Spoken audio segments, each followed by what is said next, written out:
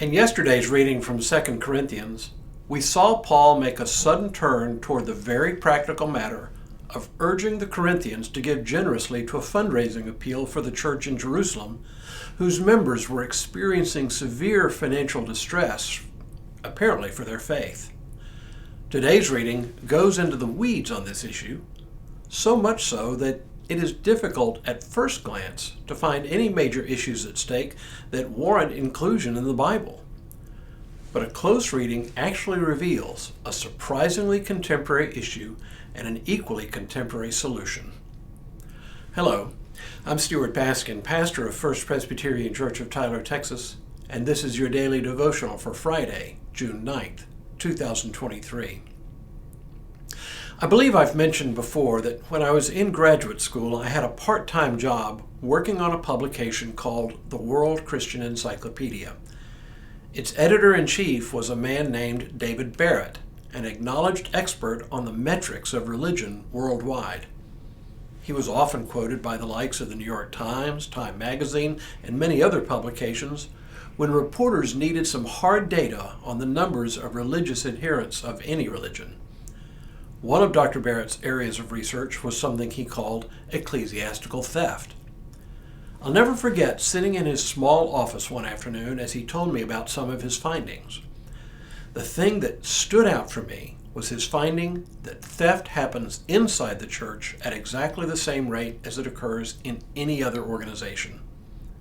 Dr. Barrett's research on ecclesiastical theft impressed upon me the importance of having robust financial controls on money that flows to and through the church. Notice, for example, that on Sunday you'll always see at least two ushers take the offering plates out of the sanctuary and into the counting room, and if you pay close enough attention, you'll also see two other members of the church, officers usually, quietly leave the sanctuary after the offering. They also go to the counting room where they receive the offering plates from the ushers, and then together they count the cash, the number but not the dollar amounts of the checks, and the number of offering envelopes. They report their counting on a form, and both of them sign it. Then they put it into a safe. On Sunday morning, two staff members go to the counting room, open the safe, and bring the money to the office, where the money is again counted with two people present, both of whom sign another counting form. All of this to minimize the possibilities of sticky fingers pinching a little cash. Now, you may think this is overkill, but consider this. The church operates on trust. When you give money to the church, you trust the church to handle it safely and spend it prudently. If that trust is ever broken, it can take years before trust can be rebuilt. Also consider that we want to protect the reputations of those who handle money at any point in the chain of custody. We don't want anyone to be falsely or maliciously accused of mishandling money in the church. That would be personally devastating to the person falsely accused. Now, I know I've gone into the weeds here, but it is exactly what Paul does in today's reading. He writes, "Thanks be to God who put in the heart of Titus the same eagerness for you that I myself have.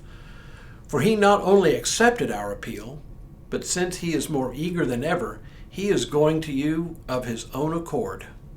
With him we are sending the brother who is famous among all the churches for his proclaiming the good news. And not only that, but he has also been appointed by the churches to travel with us while we are administering this generous undertaking for the glory of the Lord himself and to show our goodwill.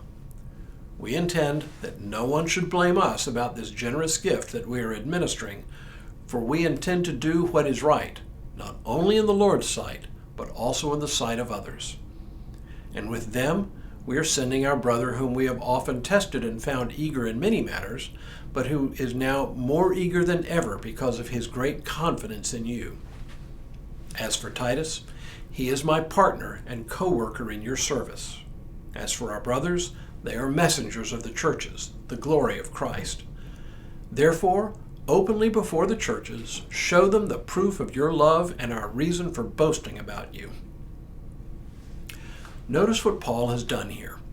He's told them in advance that he's sending 3 people including Titus, to come and collect the money they've saved up for the offering for the church in Jerusalem. Paul even then knew that ecclesiastical theft happened.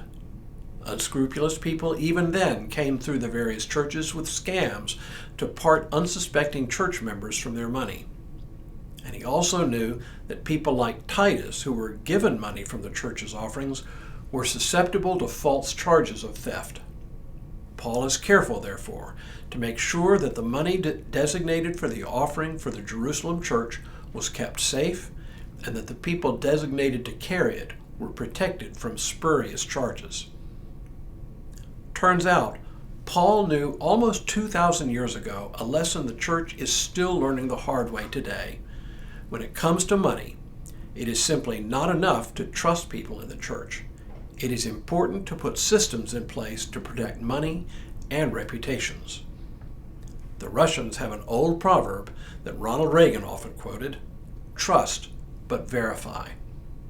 That's as good a summary of the matter as any. Tomorrow, Paul returns to the crux of the matter in the offering for the church in Jerusalem.